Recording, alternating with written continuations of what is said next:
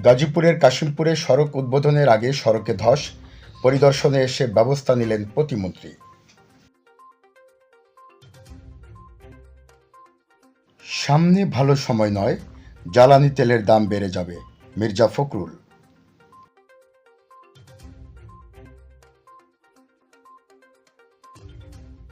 Iran যুদ্ধ বন্ধে মধ্যস্থতাকারী দেশ তুরস্ক, মিশর ও পাকিস্তান।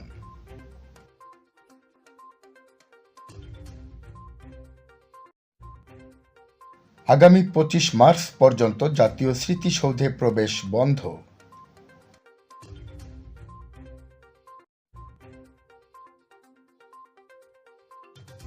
প্রতিশোধের রাজনীতি অনেক হয়েছে, এবার থামতে হবে, রুমিন ফারহানা।